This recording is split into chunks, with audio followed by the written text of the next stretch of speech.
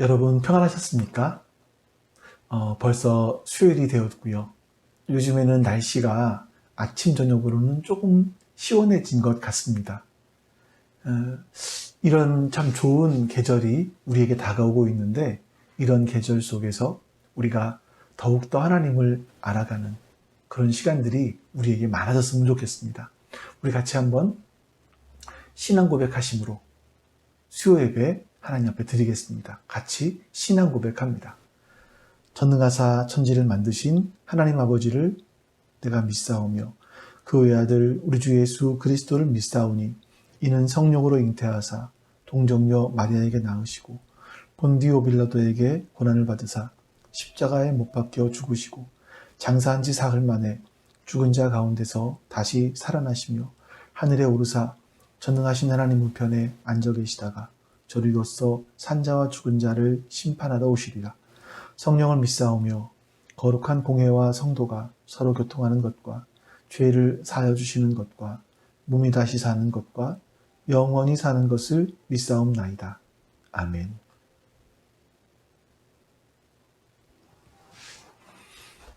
여러분, 오늘도 우리 살아계신 하나님을 같이 찬송하겠습니다. 찬송합니다.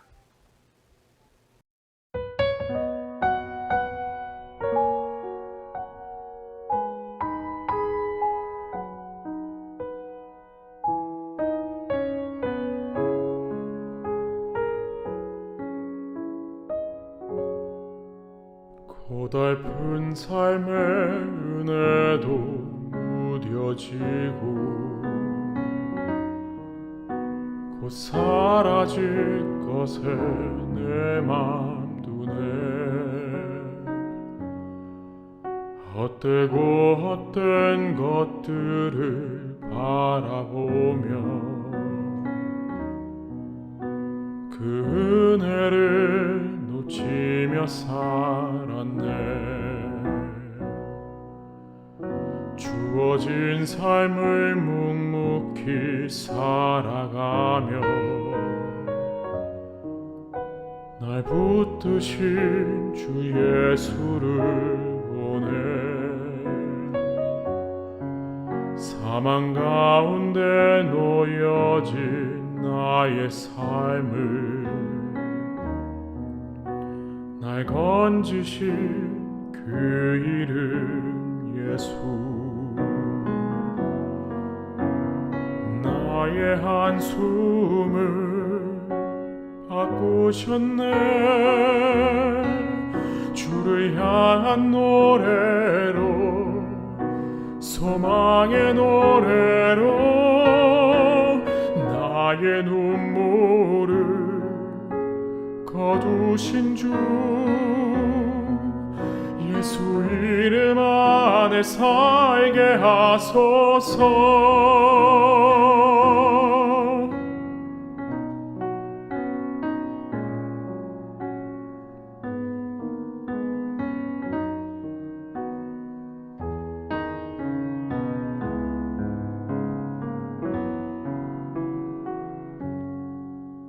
고달픈 삶의 은혜도 무뎌지고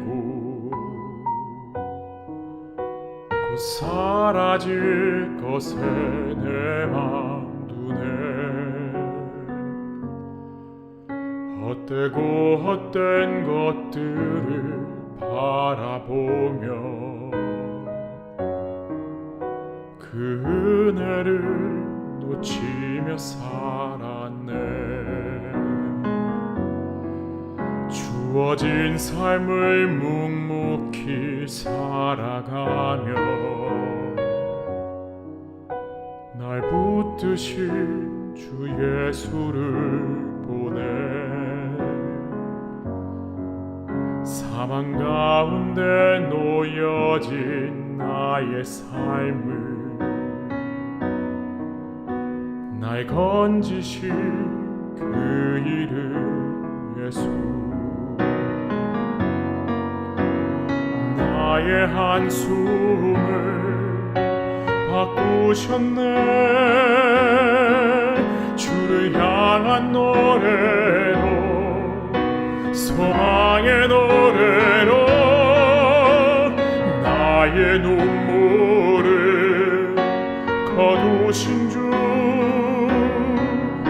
예수 이름 안에 살게 하소서.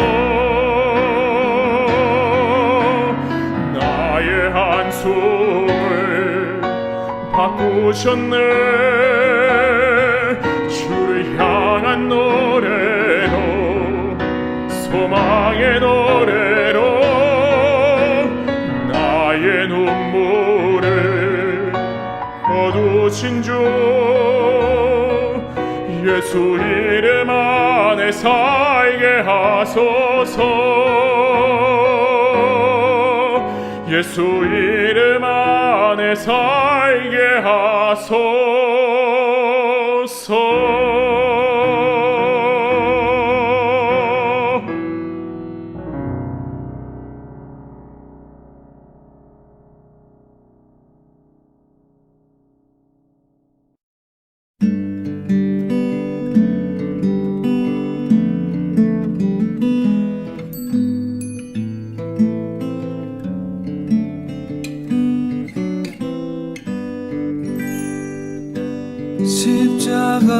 십자가에서 그는 내 이름 바꾸셨네. 십자가에서 그는 내 이름 바꾸셨네. 고아에서 아들로 거절해서 용납으로 죄인에서 의인으로 바꾸어 주셨네. 십자가에서 그는 내 이름 바꾸셨네.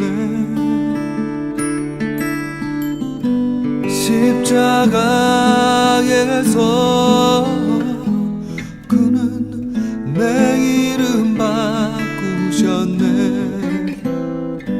저주에서 축복으로, 원수에서 연인으로, 창기에서 신부로 바꾸어 주셨네.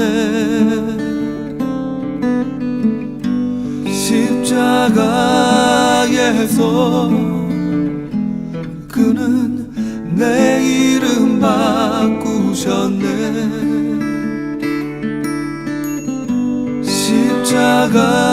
십자가에서 그는 내 이름 바꾸셨네.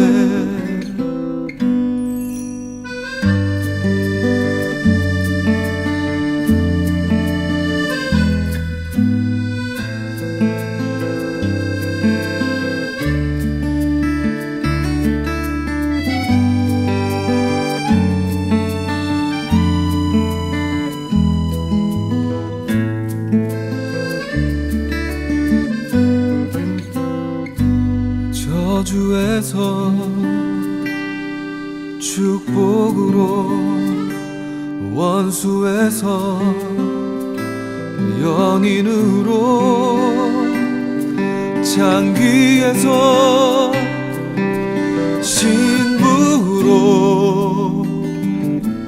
바꾸어 주셨네.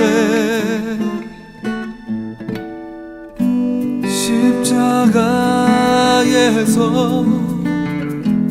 그는 내 이름 바꾸셨네. 십자가에서 그는 내 이름 바꾸셨네.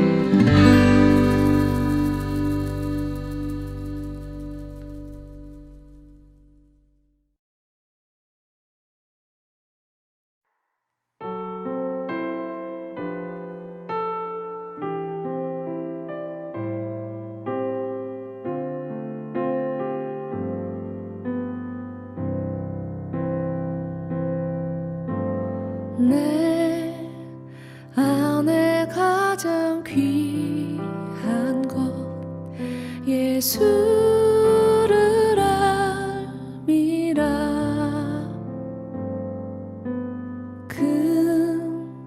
금보다 더 귀한 것 예수를 알미라. 세상 지식보다 귀한 것 예수를 알미라.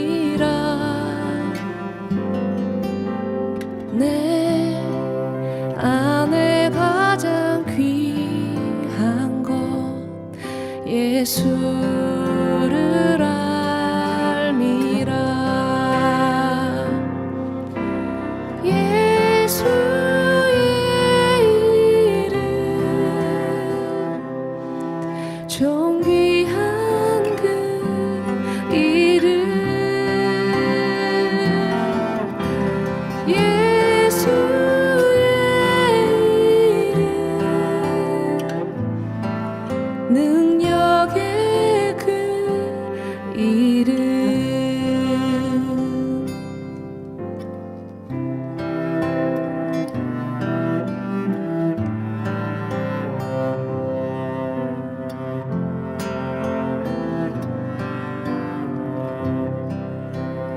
세상 지식 세상 지식보다 귀한 것 예수를 알미라.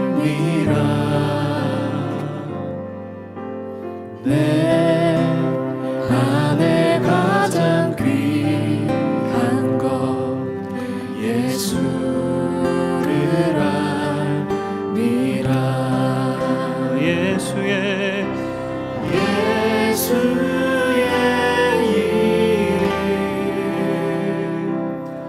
존귀한 그 이름 예수의 이름 능력의 그 이름 예수의 이름 예수의 이름 존귀한 그 이름 예수의 이름 능력의 그 이름 예수의 이름 예수의 이름 존귀한 그 이름 예수의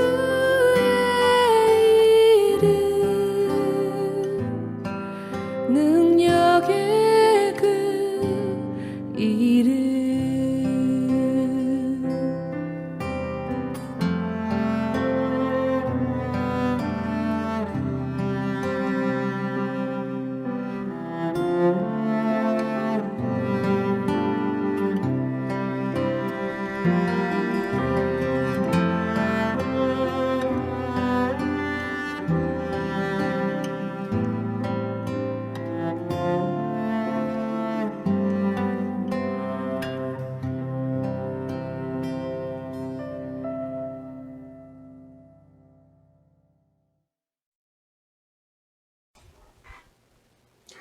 우리 이제 같이 하나님 앞에 기도하겠습니다. 예배를 위해서 기도하시는데 예배드리는 여러분 자신들을 위해서 먼저 하나님 앞에 간절하게 기도하시고요. 우리가 예배자가 되게 해달라고 기도하시고 또 이 예배가 참 우리에게 복된 예배가 되게 해달라고 같이 기도합니다. 기도하겠습니다. 참 좋으신 주님 감사합니다. 오늘도 주님께서 우리 가운데 함께 하시사 우리들로 하여금 하나님을 예배할 수 있는 예배자의 자리에 서게 해주셔서 감사합니다. 하나님 그 은혜를 잊지 않게 해주시옵소서. 우리가 하나님을 예배할 때마다 그 예배가 얼마나 복된 것인지 얼마나 놀라운 것인지를 알아갈 수 있게 하여 주시옵소서. 주님 도와주시옵소서. 주님 도와주시옵소서. 예배하며 하나님을 알아가고 예배를 통해 예수님을 닮아갈 수 있도록 주님 도와주시옵소서. 우리의 삶에서 진정 중요한 것이 무엇인지 주님 깨달아갈 수 있도록 도와주시옵소서. 하나님 우리를 도우시고 하나님 도와주시옵소서. 주의 도우시는 그 은혜가 우리와 함께 해주시옵소서. 하나님의 선하심과 인자하심이 하나님 우리 가운데 함께 해주시옵소서. 아버지 하나님 도와주시고 함께 해주시옵소서. 주의 베푸시는 그 은혜가 우리와 가운데 역사해 주시기를 원하옵고 기도하옵나이다. 주님 도와주시옵소서. 아버지 하나님 주신 손이 우리와 함께 해주시옵소서. 역사해 주시옵소서. 아버지 하나님 우리 사랑하는 사람들을 기억하시옵소서. 하나님 그들 마음속에 하나님의 더 크시고 넓으신 뜻을 그 은혜들을 발견해 갈 수 있도록 도와주시옵소서. 하나님 우리들이 하나님의 은혜를 발견해 갈 수 있도록 역사해 주시옵소서. 아버지 하나님 감사합니다. 하나님 오늘도 주님을 예배할 수 있는 이 복을 주셔서 감사합니다. 우리가 하나님을 예배할 때마다 하나님을 예배하는 것이 얼마나 크고 놀라운 복인지 깨달아갈 수 있게 하여 주시옵소서. 그리고 주님 이렇게 예배하며 하나님을 더 알아가고 예수 그리스도를 닮아갈 수 있도록 도와주시옵소서. 감사드리며 우리 주 예수 그리스도의 이름으로 기도하옵나이다. 아멘. 자, 이제 우리 성경 말씀 보겠습니다. 출애굽기 25장 1절부터 9절까지 말씀입니다. 여호와께서 모세에게 말씀하여 이르시되 이스라엘 자손에게 명령하여 내게 예물을 가져오라 하고 기쁜 마음으로 내는 자가 내게 바치는 모든 것을 너희는 받을지니라. 너희가 그들에게서 받을 예물은 이러하니 금과 은과 놋과 청색, 자색, 홍색 실과 가는 배의 실과 염소털과 붉은 물들인 순양의 가죽과 해달의 가죽과 조각목과 등유와 관유에 드는 향유와 분향할 향을 만들 향품과 호마노며 에봇과 흉패에 물릴 보석이니라. 내가 그들 중에 거할 성소를 그들이 나를 위하여 짓되 무릇 내가 내게 보이는 모양대로 장막을 짓고 기구들도 그 모양을 따라 지을지니라. 아멘. 여러분 성경을 보시면 성막이라는 것이 참 다양한 이름으로 불리고 있는 것을 알 수 있죠. 가장 대표적인 것이 있다면 장막이라고 합니다. 왜 장막이라고 하는가 하면 이 성막이라는 것이 겉에 만든 재질들이 천이기 때문에 천막이기 때문에 장막이다 이렇게 표현을 하기도 하고요. 그 다음에 많이 불린 이름이 성막입니다. 그리고 하나님과 만나는 곳이다, 만남의 천막이다, 그래서 회막이라고 하기도 하고요. 증거의 성막, 성소, 하나님의 집, 여호와의 집, 또 그리고 하나님의 처소, 이렇게 성막의 이름들이 여러 가지로 불립니다. 이 중에서 성막의 특징을 가장 잘 나타내주고 있는 것이 있다면 증거의 성막이 아닐까 하는 생각이 들어요. 또 예전 성경에는 증거막이라고 번역을 해 놓았는데, 성막은요, 하나님께서 이스라엘 자손들과 맺은 언약에 대해서 증거해 주는 곳입니다. 성막은 하나님과 이스라엘 백성들이 맺은 언약을 증거해 주는 곳이에요. 그래서 그 안에는, 성막 안에는 증거계가 있고 증거판이 있습니다. 근데 하지만 이곳에 가장 보편적으로 사람들이 사용하는 이름은 성막이죠. 거룩한 막입니다. 왜 그렇게 이름이 불렸는가 하면, 여러분, 거룩이라는 단어가 가장 기초적인 의미가 구별됨 아니겠습니까? 성막과 관련된 모든 것은 구별되었다라는 의미가 있어요. 한번 생각해 볼까요? 성막을 지으라고 말씀하신 분, 이 하나님은 구별되신 하나님이세요. 성신이시죠. 이곳에서 일하는 제사장, 그리고 이곳을 드나드는 백성들, 모두 구별된 사람들입니다. 성민이라고 합니다. 그리고 성막에 있는 물건들이 일상적으로 쓰는 물건들이라 할지라도 구별된 물건들이기 때문에 성물이라고 하죠. 그래서 이곳을 성막이라고 합니다. 이 성막에서 구별된 신이신 하나님과 구별된 백성인 우리들이 구별된 시간에 만나는 것을 성일, 안식일이라고 이야기합니다. 그래서 이 성막은요, 하나님을 만나는 아주 거룩한 곳을 의미합니다. 여러분, 성막에 대한 첫 번째 개념도 생각하실 때 성막은 하나님을 만나는 곳이다. 이걸 기억하셔야 돼요. 성막은 하나님을 만나는 곳이다. 그러면 이 성막은 뭘까? 신약으로 왔을 때는 뭘까? 우리 생각을 해보시지 않겠습니까? 이 성막이 신약으로 왔을 때 교회인 우리들을 말합니다. 고린도전서 3장 16절 말씀을 좀 볼까요? 너희가 하나님의 성전인 것과 하나님의 성령이 너희 안에 계시는 것을 알지 못하느냐. 바울은요, 우리 한 사람 한 사람이 하나님의 성령이 하나님의 성전이다 라고 말합니다. 우리가 하나님의 성전이래요. 내가 하나님이 거하신 하나님의 성전이라고 합니다. 다시 말하면 내 안에 하나님이 계시고 나는 하나님과 함께 동행하는 사람이 되어야 된다는 거죠. 조금 더 확장해서 바울도 이런 말을 합니다. 이 성전인 우리들이 서로 연결되어서 하나님이 거하시는 처소가 된다. 처소가 되기 위해서 그리스도 예수 안에서 함께 지어져 간다라고 말을 합니다. 에베소서 2장 20절 22절이에요. 너희는 사도들과 선지자들의 터 위에 세우심을 입은 자라. 그리스도 예수께서 친히 모퉁이 돌이 되셨느니라. 그의 안에서 건물마다, 건물이 교회를 말하는데, 교회인 우리들을 말하는데 서로 연결하여 주 안에서 성전이 되어가고 너희도 성령 안에 하나님이 거하실 처소가 되기 위하여 그리스도 예수 안에서 함께 지어져 가느니라. 아멘. 자, 성전을 두 가지로 얘기합니다. 하나는 나 개인도 성전이지만 또 더 하나는 이 우주적인 성전이 있는 거예요. 하나님이 거하실 처소인 이 성도들이 모여있는 성전. 다시 말하면 교회를 말합니다. 건물로서의 교회가 아니라 이 에클레시아의 교회인 우리들을 말하는 거예요. 우리들이 서로 연결되어서 하나님이 거하시는 성소가 되어져 가기 위해서 서로 지어져 간다.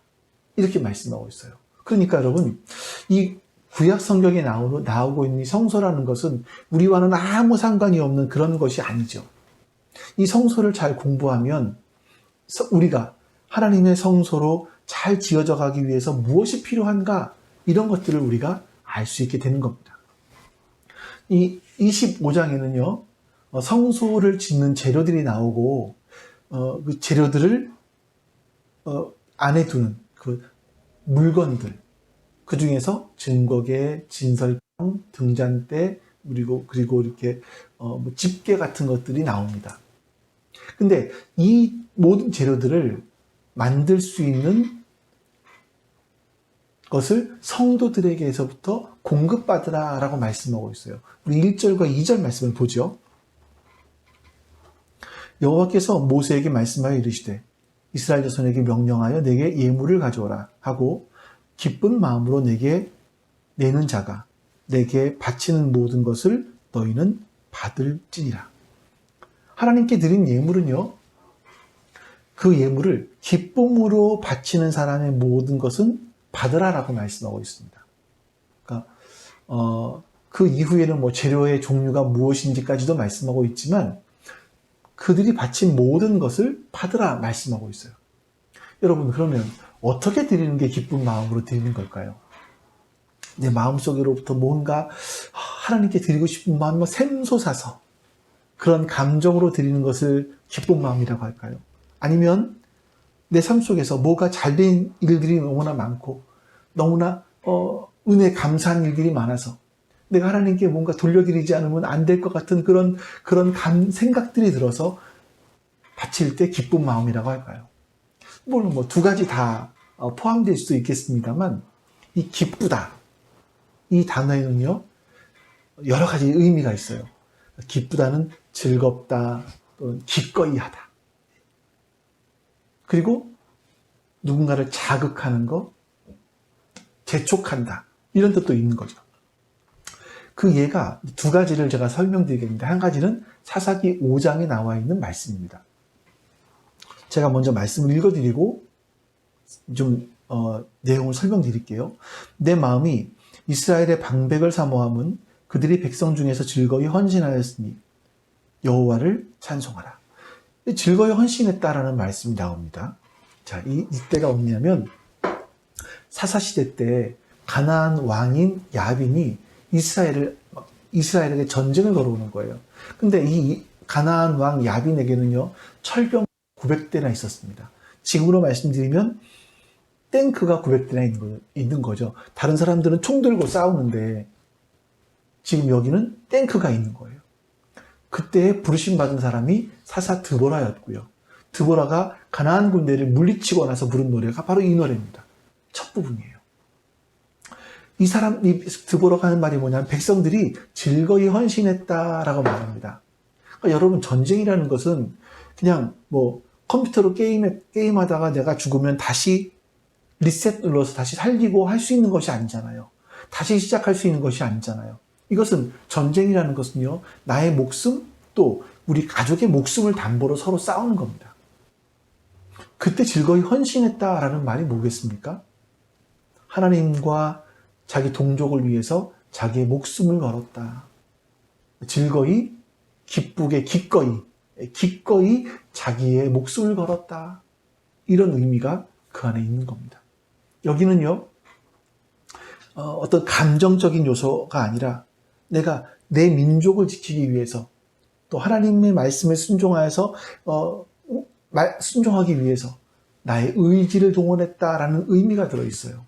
또 느헤미야 11장 2절입니다. 예루살렘에 거주하기를 자원하는 모든 자를 위하여 백성이 복을 빌었더라. 이 여기서 자원하다라는 말이 즐거이라는 뜻이거든요.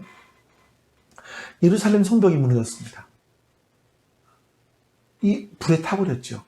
이 소식을 들은 느헤미야가 자기가 섬기고 있던 아닥사스다 왕의 허락을 받아서 예루살렘으로 돌아와서 성벽을 재건합니다. 52일 만에 성벽을 다시 재건하죠. 자, 성벽은 52일 만에 재건을 했는데 성 안에 그 집들이라든지 이런 모든 것들은 다 불에 타서 폐허가 되어 있었습니다. 사람들이 살려고 하지 않았어요. 왜냐하면 거기는 치안을 담당할 수가 없었기 때문에 그렇죠. 그러자 이 백성들의 지도자들이 솔선수범해서 먼저 자기들이 살기로 했고요. 백성 가운데 약 10% 정도가 그 안에 살기로 합니다. 지금 이 느헤미야 11장에 나와 있는 말씀은 거기서 살기로 한 사람들을 복 빌어주는 내용이 이 말씀이에요. 여러분, 아무런 기반시설이 없는 곳에 산다라는 거 쉽지 않습니다. 그럼에도 불구하고 그곳에 살겠다라고 자원하는 거예요. 이건 굉장한 결단이 필요하죠. 여러분, 우리가 성막을 건축하는데 우리의 무엇인가가 필요해서 드린다면 이건 단순한 감정, 그것으로 할 수 있는 것은 아닙니다. 감정보다 더 중요한 건 아까도 말씀드린 것처럼 우리의 의지입니다. 결단이죠. 의지. 눈에 보이는 건물만이 아니라 우리 자신이 다 성막이고 성전 아니겠습니까? 우리 자신의 인생을 하나님을 만나는 거룩한 그런 성막, 성전으로 갖고 가는 데는요, 우리의 감정보다 훨씬 중요한 것이 있어요. 그것이 의지입니다. 여러분들이 예배 드리고 싶어서 주일 예배 참석하신다면 52주 가운데 몇 주를 나오실까요? 이번 주에는 너무나 예배당에 가고 싶어. 하나님께 너무나 예배 드리고 싶어. 눈물이 날 지경이야. 이래야 교회 나온다면 1년에 몇 번 나올 수 있을까요? 우리가 주님을 섬기고 주님께 헌신하는 데는요, 우리의 감정보다 우리의 의지가 중요하다는 것을 여러분 잘 기억해 놓으셔야 돼요. 우리가 옛날에 부른 찬송가들이 있습니다. 복음성가들이 있습니다. 주님 뜻대로 살기로 했네. 주님 뜻대로 살기로 했네. 뒤돌아서지 않겠네. 우리가 참 많이 불렀거든요. 근데 여러분, 우리가 주님 뜻대로 살기 위해서 그리고 뒤돌아서지 않기 위해서 우리에게 필요한 것이 뭡니까? 감정인가요? 아니죠. 우리의 의지입니다. 우리의 의지가 주님 뜻대로 살기로 했다는, 뒤돌아서지 않기로 했다는 그 결단을 실현해낼 수 있게 해주는 겁니다. 우리가 주님 뜻대로 살겠다라는 결단하는 것이 우리가 하나님이 거하실 처소로 지어져 가는 중요한 재료가 되는 거죠. 자, 그리고 성막을 만드는데 이렇게 자원하는 마음으로 바치는 걸 다 받으라 했는데 하나님께서는 그 어떤 걸 바쳐야 되는지를 내용들을 말씀하세요. 3절부터 7절까지 말씀입니다. 너희가 그들에게서 받을 예물은 이러하니 금과 은과 놋과 청색, 자색, 배실과 염소털과 붉은 물들인 순양의 가죽과 해달의 가죽과 조각목과 등유와 관유에 드는 향료와 분향할 향을 만들 향품과 호마노며 에봇과 흉패에 물릴 보석이니라. 여러분, 성막을 만드는 데는 금과 은과 놋과 귀금속 이런 것들이 필요하고 여러 종류의 실, 여러 색의 실, 짐승의 가죽, 나무, 기름, 다양한 것들이 필요했습니다. 이 성막을 만드는 데는요, 한 종류의 물건으로만 만들어지는 것이 아닙니다. 그러니까 여러분, 우리가 하나님이 거하실 처소로 지어져 가기 위해서는 모두가 똑같은 사람이 아니에요. 다 다른 사람이죠. 다 다른 사람이 이렇게 모여서 하나님이 거하실 처소가 되어져 가는 겁니다. 그런데 여기 또 하나 중요한 것이 있는 것 같아요. 이스라엘 사람들은 지금 출애굽한 지 1년 정도 지났습니다. 광야에 1년간 살았으면 그들이 뭐 외국과 무역을 통해서 금과 은을 재물을 많이 벌었겠습니까? 아니면 농사를 짓고 뭐 해서 어떤 수확물을 얻거나 기름을 만들 수 있었겠습니까? 그들은요, 천을 만들지도 못했을 겁니다. 광야에서 만들 수 있었겠습니까? 또 바닷가에 가서 해달을 잡아서 그 껍질을 벗겨서 뭐 가죽을 만들지도 않았을 거란 말이에요. 그럼 도대체 이 것들이 어디서 난 것이냐는 거예요. 어디서 난 겁니까, 여러분? 아시죠? 출애굽기 12장 35절, 36절에 가면 이런 말씀이 있습니다. 이스라엘 자손이 모세의 말대로 하여 애굽 사람에게 은금 패물과 의복을 구하매 여호와께서 애굽 사람들에게 이스라엘 백성에게 은혜를 입히게 하사 그들이 구하는 대로 주게 하심으로 그들이 애굽 사람의 물품을 취하였더라. 여러분, 이스라엘 사람들이 이 재료들을 갖고 있을 수 있었던 것은요, 출애굽할 때 하나님께서 이집트 사람들을 하여금 이스라엘 사람들에게 주게 하신 겁니다. 그래서 그들이 애굽 사람들에게 받은 것을 하나님께 드려서 성막을 짓게 만드신 겁니다. 여러분, 이 드릴 때의 마음이 기쁨으로 드리라 라고 말씀하고 있는 거예요. 자원하는 마음으로 드려라 라고 말씀하고 있는 거죠. 기쁨으로 드릴 수 있다는 것은요, 원래 내 것이 아니에요. 하나님이 나에게 주셨다는 것을 잊지 않았을 때 가능합니다. 원래 하나님의 것이기 때문에, 하나님이 주신 것이기 때문에 내 마음대로가 아니라 하나님의 뜻대로 쓰일 수 있도록 내 의지와 내 마음을 다해서 즐거운 마음으로 드리라, 이렇게 말씀하고 있는 겁니다. 그래서 여러분, 바로 우리 안에 진짜 필요한 것은, 우리가 성소로 지어져 가기 위해서 필요한 것이 있다면 나에게 있는 것들은 나의 것이 아니라 하나님의 것입니다 라고 고백할 수 있어야 되는 거죠. 이것이 우리에게 정말 필요한 부분입니다. 그래서 이제 하나님의 성소가 어떻게 지어져 가야 되는지 8절과 9절에서 이렇게 말합니다. 내가 그들 중에 거할 성소를 그들이 나를 위하여 짓되 무릇 내가 내게 보이는 모양대로 장막을 짓고 기구들도 그 모양을 따라 지을지니라. 성소를 만들 때 가장 중요한 것이 있었다면 그것은 하나님이 거하시는, 하나님이 거할 그런 곳이 되어야 된다는 겁니다. 물론 뭐 하나님이 어떤 특정한 장소에 계시는 분은 아닙니다.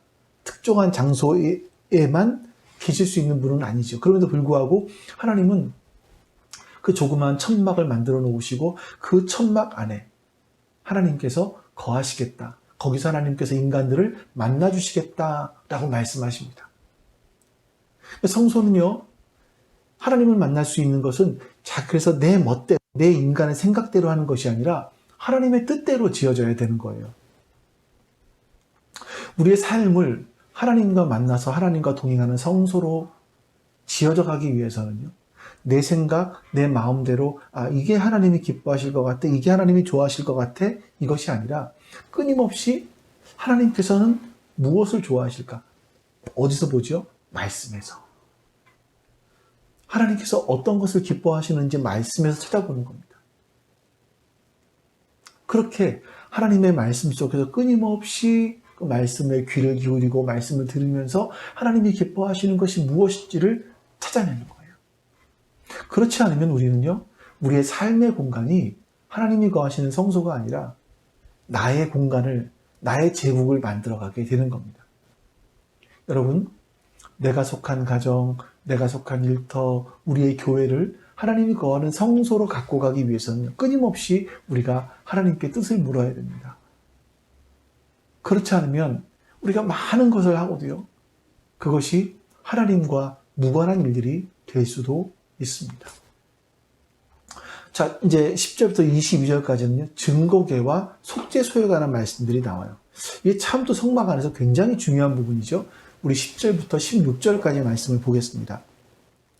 그들은 조각목으로 궤를 짜되 길이는 2규빗 반, 너비는 1규빗 반, 높이는 1규빗 반이 되게 하고 너는 순금으로 그것을 싸되 그 안팎을 싸고 위쪽 가장자리로 돌아가며 금태를 두르고 금고리 넷을 부어 만들어 그 네 발에 달되 이쪽에 2고리 저쪽에 2고리를 달며 조각목으로 채를 만들어 금으로 싸고 그 채를 궤 양쪽 고리에 꿰어서 궤를 매게 하며 채를 궤의 고리에 꿰은 대로 두고 빼내지 말지며 내가 내게 줄 증거판을 궤 속에 둘지며. 여러분, 그러니까 이게 한 규빗이라는 게 이게 사람의 이 팔뚝 정도의 길이래요. 약 45cm 정도 되는 거예요. 그러니까 길이가 2규빗 반, 한 90, 100, 한 100cm 좀 넘겠죠? 폭은 한 50, 60cm 정도 되겠죠? 높이도 마찬가지고요. 이렇게 굉장히 작은 곳입니다. 여기에 금으로 싸는 조각목을 금으로 조각목에 금으로 싸서 이 증거궤를 만들라라고 말씀하십니다. 이 증거궤는 언약의 판, 증거판이 담겨 있다 그래서 언약궤라고 하기도 하고요.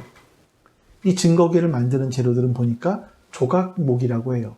그러니까 조각목이라고 하는 특별한 것이 아니라 이제 아카시아 나무.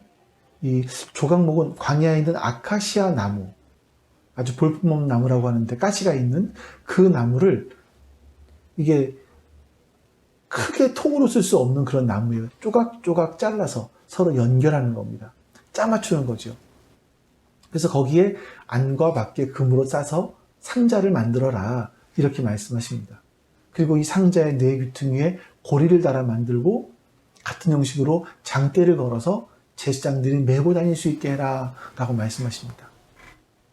이 증거궤 안에는요, 하나님이 친히 기록하신 언약의 돌판들이 담겨 있었습니다. 그래서 언약궤, 법궤라고 하기도 하고 증거궤라고 하기도 하는 거예요. 이스라엘 백성들이 하나님과 언약을 체결하고 나서 모세가 그 하나님께로부터 돌판을 받아오죠. 40일이 걸렸습니다. 근데 40일이 되었는데 모세가 내려오지 않자 불안해진 나머지 우리에게 실을 만들어 달라, 우리를 인도할 실을 만들어 달라라고 하면서 금송아지를 만들게 됩니다. 모세는 내려와서 이 모습을 보고 돌판을 깨트려 버리죠. 만약에 이 언약의 돌판이 깨어지지 않았다면 이스라엘 사람들은 하나님의 언약을, 하나님과 맺은 언약을 깨트린 것이기 되기 때문에 그 언약에 따라 다 죽을 수밖에 없어요. 십계명에 보시면 여러분, 나 이외에는 다른 신을 섬기지 말라, 너를 위해서 어떤 형상물도 만들지 말아라, 하나님의 이름 망령되이 부르지 말아라, 이런 언약을 했습니다. 이렇게 하겠다고 했습니다. 그런데 이스라엘 백성들은 40일 만에 언약을 어겨버리고 만 거예요. 그래서 모세는요, 이 언약판을 깨트린 거죠. 너희가 하나님의 언약을 깨트렸기 때문에 이 언약대로 너희들은 다 죽게 된다는 겁니다. 하지만 하나님은 모세로 하여금 다시 이 돌판을 만들어 오게 하시고 다시 말씀을 새기도록 하십니다. 그리고 이 이 돌판을 언약궤 속에 넣어 놓습니다. 이스라엘 백성들은요, 이 언약궤를 기억할 때마다 항상 기억에 떠오르는 것이 뭐냐면 금송아지예요. 하나님의 약속도 있지만 우리가 얼마나 하나님을 반역했는지, 금송아지를 섬겼던 자신들의 죄가 그 안에 있는 겁니다. 뿐만 아니라 그 언약궤 속에는 나중에 두 가지가 더 들어가죠. 하나는 만나를 담은 항아리, 또 하나는 아론의 싹이 난 지팡이. 이 모든 것들이 다 마찬가지입니다. 민수기서에 보시면 하나님께서 12지파의 족장들에게 지팡이를 가지고 오라고 하세요. 왜 그러냐면 이스라엘 백성들이 반란을 일으켰습니다. 모세와 아론만 서로 잘난 척하는 것처럼 보였거든요. 다 같은 레위 지파인데 누구는 앞장서 있고 누구는 선막에 말뚝이나 메고 다니고 이건 너무 불공평하다, 싫다 이랬어요. 하나님께서 12지파 족장들에게 지팡이를 가지고 와라. 그리고 하나님의 증거의 장막 안에 그걸 두게 합니다. 여호와 앞에 두게 하죠. 다음날 가보니까 아론의 지팡이에만 살구꽃이 피었어요. 열매가 맺었죠. 그래서 이 지팡이를 그 안에 담게 한 겁니다. 그리고 만나의 항아리가 있습니다. 이스라엘 사람들은 하나님께서 이스라엘 사람들에게 안식일에는 만나를 거들어가지 말아라 라고 했는데 이들은 그 말씀에 불순종하고 안식일에도 만나를 거두러 나갔죠. 이 불순종의 모습이 담겨 있는 것이 바로 만나의 항아리입니다. 그러니까 이 세 가지가 다 하나님의 언약을 배반한 증거물들이에요. 하나님께서는요, 이 불순종의 증거물들이 들어있는 이 언약의 상자를 뚜껑으로 덮어놓으라고 말씀하세요. 순금으로 속죄소를 만들 때 길이는 2규빗 반, 너비는 1규빗 반이 되게 하고 금으로 그룹 둘을 속죄소 두 끝에 쳐서 만들되 한 그룹은 이 끝에 또 한 그룹은 저 끝에 곧 속죄소 두 끝에 속죄소와 한 덩이로 연결할지며 그룹들은 그 날개를 높이 펴서 그 날개로 속죄소를 덮으며 그 얼굴을 서로 대하여 속죄소를 향하게 하고 속죄소를 궤 위에 얹고 내가 내게 줄 증거판을 궤 속에 넣으라. 하나님께서 언약궤의 이 뚜껑을요, 순금으로 쳐서 만들라라고 말씀하십니다. 그 뚜껑에 연결해서 이 그룹이 정확하게 뭔지는 잘 모르겠습니다. 뭔가를 지키는 것 같아요. 에덴 동산에서 그들이 아담과 하와가 범죄했을 때 그들을 에덴 동산에서 쫓아내시고 그룹으로 지키셨잖아요. 그러니까 뭔가 지키는 것이 아닌가 싶은데 사실은 잘 모르겠습니다. 근데 어떤 이런 천사의 형상으로 날개를 만들어서 그 뚜껑에 붙여 만듭니다. 그러니까 언약궤 뚜껑의 이름이 뭐냐면 속죄소인 거예요. 죄가 속죄되는 자리라 이런 뜻이죠. 또 언약궤 안에는요, 죄의 증거물들이 담겨 있었습니다. 그곳에 뚜껑을 덮어놓고 그 뚜껑의 이름을 속죄소라고 합니다. 죄가 속하여지는 곳이라고 해서 시은소라고도 하고요. 은혜가 수여되는 장소라는 말이기도 하죠. 그러나 언약궤의 뚜껑이 열리면 그 죄악들에 다 밝히 드러나는 겁니다. 그래서 하나님께서는 이 언약궤의 뚜껑을 속죄소라고 해서 그 위에 그 죄들을 덮어놓으시고 그 위에서 이스라엘 백성들을 만나주시겠다라고 말씀하시는 겁니다. 레위기 16장에 보시면 이스라엘 백성들이 속죄일이 되면요, 그 속죄소에 피를 7번 뿌립니다. 하나님께서 이스라엘의 죄를 덮어주시는데 그냥 덮어주시는 것이 아니라 양의 피를 뿌림으로 그들의 죄를 덮어주시는 거예요. 여러분, 마찬가지로 우리의 죄가 어떻게 덮어지겠습니까? 그건 화목제물 대신 예수 그리스도의 그 피가 우리의 죄를 덮고 계시기 때문입니다. 자, 이 속죄소에 어떤 일이 일어나는가? 22절 말씀. 거기서 내가 너와 만나고 속죄소 위, 곧 증거궤 위에 있는 두 그룹 사이에서 내가 이스라엘 자손을 위하여 내게 명령할 모든 일을 내게 이르리라. 하나님께서는요, 이 작은 상자, 이 증거궤에서 우리의 죄를 사해 주시고 우리에게 말씀해 주시겠다라고 말씀하십니다. 여러분, 우리의 삶의 지성소가 어딥니까? 우리가 성소라면 우리의 삶의 지성소가 어딥니까? 하나님의 말씀이 있는 곳이에요. 그곳에서 내 죄가 용서함 받는다라는 것을 늘 확인하고 하나님이 들려주시는 말씀을 듣는 곳이 있다면 거기가 바로 우리의 지성소인 겁니다. 자, 우리의 삶에도 우리의 신앙에도 이 지성소보다 더 중요한 것이 없어요. 그래서 여러분들, 여러분의 삶의 중심을 항상 이 지성소, 하나님의 말씀을 듣는 곳에 두시기를 바랍니다. 자, 그리고 그 이후에 진설병에 대한 말씀이 나오는데 23절부터 30절까지 말씀입니다. 너는 조각목으로 상을 만들되 길이는 2규빗, 너비는 1규빗, 높이는 1규빗 반이 되게 하고 순금으로 싸고 주위에 금테를 두르고 그 주위에 손바닥 넓이만한 턱을 만들고 그 턱 주위에 금으로 테를 만들고 그것을 위하여 금고리 넷을 만들어 그 네 발 위에 네 모퉁이에 달되 턱 곁에 붙이라. 이는 상을 맬 채를 꿰일 곳이며 또 조각목으로 그 채를 만들고 금으로 싸라. 상을 이것으로 맬 것이니라. 너는 대접과 숟가락과 병과 붓는 잔을 만들되 순금으로 만들며 상 위에 진설병을 두어 항상 내 앞에 있게 할지니라. 여러분, 이 진설병 위에는 12지파를 상징하는 12개의 떡이 올라오게 되는 거죠. 그러니까 이것은 이스라엘 12지파가 하나님께 드려진다라는 것을 상징하기도 합니다. 마지막으로 31절에 40절에 보면 등잔대와 기구들이 나옵니다.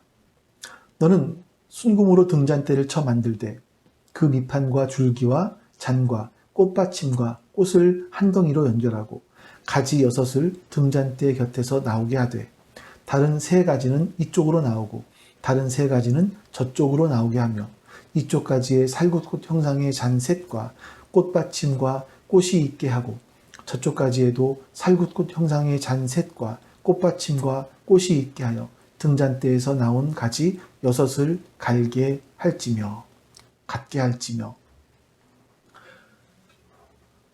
등잔대는요, 기름을 부어서 불을 밝히는 도구입니다. 그 중앙에 한 줄로 등잔대 받침 거기 있고 양쪽에 3개씩 나와서 불을 붙일 수 있도록 했습니다. 그러니까 전체적으로 7개가 되겠죠. 이 등잔대는요, 거기는 올리브 기름을 넣어서 저녁부터 아침까지 밤에만 불을 켜게 했습니다. 그 의미는 하나님 앞에는요, 어둠이 되지 못하게 하나님만이 참빛이 된다라는 것을 상징하는 겁니다. 그런데 우리가 주님을 따른다고 하면서 빛이 아닌 어둠에 거하고 있다면 우리가 주님을 따르지 않는 것이 아닌가, 오히려 자기 욕망을 쫓고 있는 것이 아닌가 하는 생각이 듭니다. 또 38절, 40절에 보면 또 다른 2 기구에 대해서 말씀을 하고 있는데요. 그 불집게와 불똥 그릇과 순금으로 만들지니 등잔대와 그 모든 기구를 순금 1달란트로 만들되 너는 삼가 이 산에서 내게 보인 양식대로 할지니라.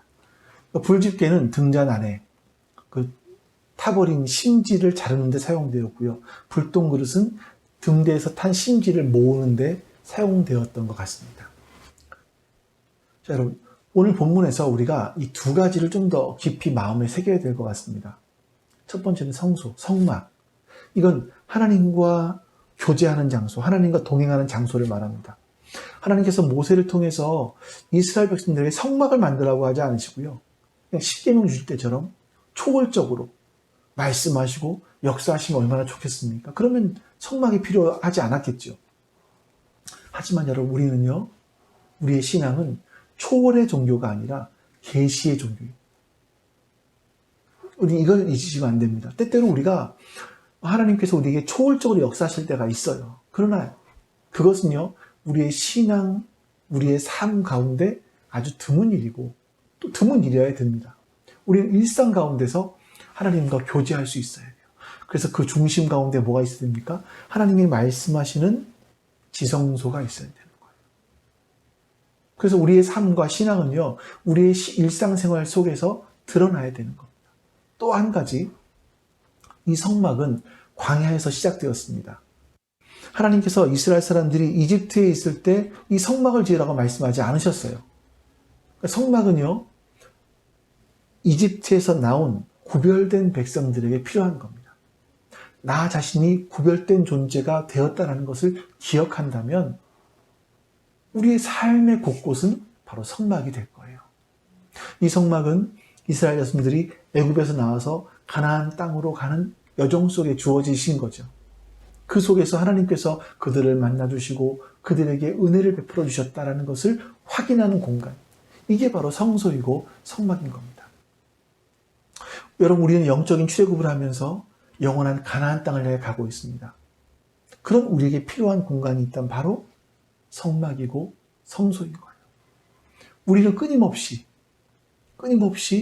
우리의 삶을 하나님이 거하시는 성소로 갖고 가야 되고 하나님의 말씀이 들려지는 지성소로 갖고 가야 됩니다. 또한 우리의 삶 가운데 언제나 하나님의 말씀을 먹고 마실 수 있는 진설병, 상이 되도록 하셔야 됩니다. 우리가 이렇게 우리 삶의 증거계인 말씀을 두고 생명의 떡이신 주님과 더불어 먹고 마시며 빛이신 주님께 순종하며 살아간다면, 그렇게 우리가 성막으로 가꾸어진다면 우리의 인생은 정말 복된 인생이 되어질 겁니다. 그러한 삶을 사는 것 자체가 이미 하나님께 상을 받은 것이고 우리의 복입니다. 또 그러한 삶을 사는 우리는 하나님이 거하시는 성소로 만들어져 가고 있는 사람들인 거죠. 여러분들, 오늘 하나님께서 여러분들에게 주신 말씀이 뭡니까? 또 우리 교회를 위해서, 지체들을 위해서, 우리의 미래를 위해서, 그리고 마지막으로 수련회를 위해서 같이 하나님 앞에 기도하도록 하겠습니다. 기도합니다. 아버지 하나님, 감사합니다. 오늘도 하나님 앞에 예배드릴 수 있도록 복을 주셔서 감사합니다. 우리가 그 은혜를 잊지 않게 해주시옵소서. 하나님께 받은 그 복을 잊지 않게 해주시옵소서. 하나님의 은혜를 잊지 않게 해주시옵소서. 하나님의 은혜를 잊지 않고 살아갈 수 있도록 주님 역사해 주시옵소서. 하나님, 우리 안에 하나님이 거하시는 우리가 하나님이 거하시는 처소가 되어갈 수 있게 하여 주시옵소서. 주님, 그 은혜를 우리 안에 베풀어 주시옵소서. 그래서 하나님, 매 순간순간마다 하나님의 은혜를 바라보고 소망하며 나아갈 수 있게 해주시옵소서. 하나님의 은혜와 자비가 우리 가운데 넘쳐나게 도와주시옵소서. 하나님의 역사하심이 우리 가운데 넘쳐날 수 있도록 하나님 도와주시옵소서. 하나님, 그렇게 믿음의 주에 온전케 하시는 주님을 바라보며 매일매일 살아갈 수 있도록 도와주시옵소서. 그 은혜의 품속에 거할 수 있도록 주님 역사하여 주시기를 원하고 기도합니다. 아버지 하나님, 우리를 기억해 주시옵소서. 우리를 붙들어 주시옵소서. 하나님, 우리 교회를 지키시사 우리 교회가 주님이 거하시는 처소가 되어져 가게 해주시기를 원합니다. 우리 교회가 하나님이 거하시는 처소가 되어져 가게 해주시기를 원합니다. 그렇게 주의 은혜를 베풀어 주시기를 주님 원합니다. 아버지 하나님, 함께 하시고 역사해 주시옵소서. 주님 은혜를 베풀어 주시옵소서. 하나님, 뿐만 아니라 주님께서 우리의 삶을 기억하여 주셔서 하나님, 우리 교회를, 우리의 지체들을 기억하여 주셔서 우리 지체들이 하나님 안에서 성전으로 아름답게 지어져 갈 수 있도록 도와주시기 원합니다. 우리 안에 여러 가지 부족하고 약한 부분들이 있고 서로 다른 사람들이 있지만 하나님 개개인이 성소가 되어져가 하나님의 성전이 되어져가 우리 교회가 또 성전으로 바르게 세워져 갈 수 있도록 주님 역사하여 주시기를 원하고 기도합니다. 하나님, 그래서 우리들이 하나님의 거하실 만한 처소가 될 수 있게 해주시옵소서. 우리가 하나님의 거하시는 처소가 될 수 있도록 주님 역사하여 주시옵소서.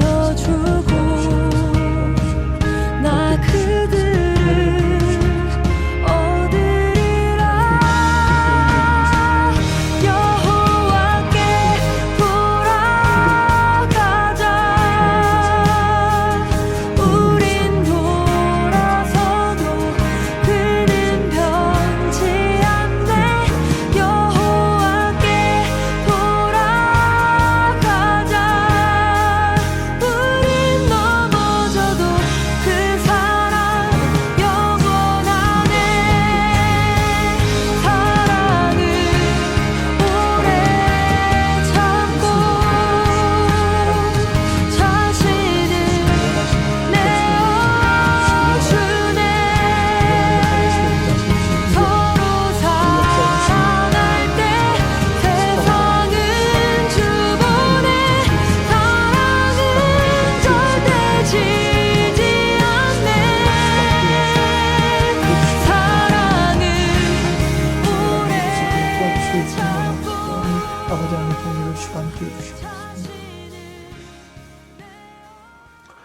아버지 하나님 감사합니다. 하나님의 선하심과 인자하심이 오늘 우리 가운데 함께 해주셔서 우리가 하나님이 거하실 성전이 되어져 갈 수 있도록, 또 우리 교회가 하나님께서 거하실 성전이 되어져 가기 위해서 서로 연결되어져 갈 수 있도록 도와주시옵소서. 감사드리며 우리 주 예수 그리스도의 이름으로 기도하옵나이다. 아멘. 하늘에 계신 우리 아버지여, 이름이 거룩히 여김을 받으시오며 나라가 임하시오며 뜻이 하늘에서 이루어진 것 같이 땅에서도 이루어지이다.